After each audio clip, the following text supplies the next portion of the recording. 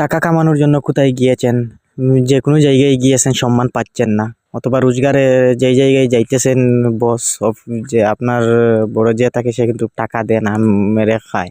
তো ওই নকশা যদি লাগিয়ে দেন তো রিজিক বৃদ্ধি হবে, কাজ কাম বেড়ে যাবে। তো অনেক কাজ আছে যে কাজ হাতে লাগে না, আপনি কাজে যাবেন অন্য মানুষকে কাজ দিয়ে দে, অথবা কাজ করলেই টাকা থাকে না। তো ওই নকশা দেখেন কি হিসাবে ব্যবহার করবেন, বিধি লাগানো আছে, এবং আমি মুখে বলে দেব, আমি পড়ে শুনিয়ে দেব। আপনারা দেখবেন কঠিন হতে পারে, অল্প কঠিন হতে পারে, তো সাধারণ নকশাগুলো কঠিন বিধি থাকে, আর ওইগুলো যদি করতে পারেন কিন্তু আপনার পুরোপুরি কাজ হবে। ওইটা কিন্তু গ্যারান্টি দিয়ে বলতে পারি যে পুরোপুরি কাজ হবে।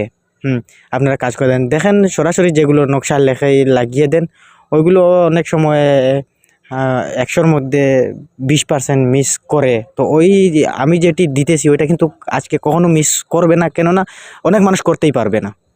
করতেই পারবে না, যে করবে তার মিস হবে না। তো হবে না যে ওইটা কাজ করতে পারবে না। আর যদি করে নেতে মিস হবে না।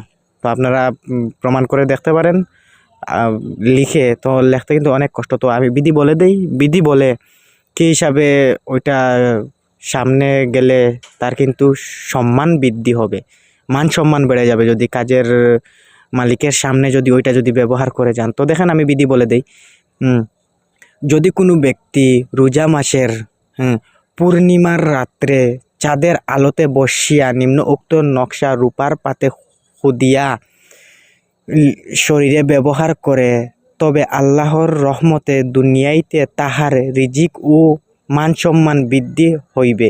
যে মান সম্মান বৃদ্ধি হবে নকশা দেখেন ওইটা। তা আপনারা প্রমাণ করে দেখতে পারেন যে আমি ইউটিউবে দিয়ে, অনেক মানুষ কিন্তু তন্ত্রমন্ত্র যেগুলো ইউটিউবের ডালে অনেক মানুষ আছে বিশ্বাস করে না, সরাসরি কি ওইরকম দিয়ে দেবে। আমার চ্যানেল থেকে কিন্তু অনেক, আমার হোয়াটসঅ্যাপে কিন্তু ভয়েস আসে, SMS আসে যে ভাই কাজ করেছি, ফল পেয়েছি।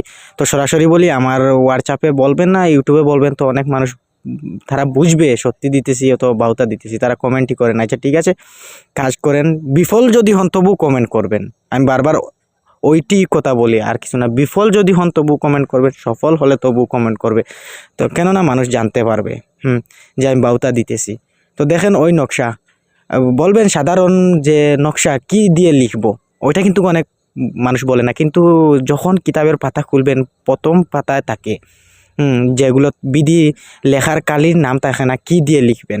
তো সরাসরি কি দিয়ে লিখবেন, জাফরান কালি দিয়ে লিখবেন। জাফরান যদি পান না, কেশর, অষ্টগন্ধা, কিন্তু কালি দিয়ে লিখতে হয়, তো সরাসরি অনেক ভালো ফল আসে। সাধারণ কালি দিয়ে লিখলে, কলম নিয়ে লিখলে এত ফলাফল পাওয়া যায় না।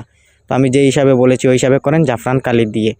যদি বিফল হন পরবর্তীতে কমেন্ট করবেন। আজকের ভিডিও এটুকু, ভিডিও এখানে বন্ধ করলাম।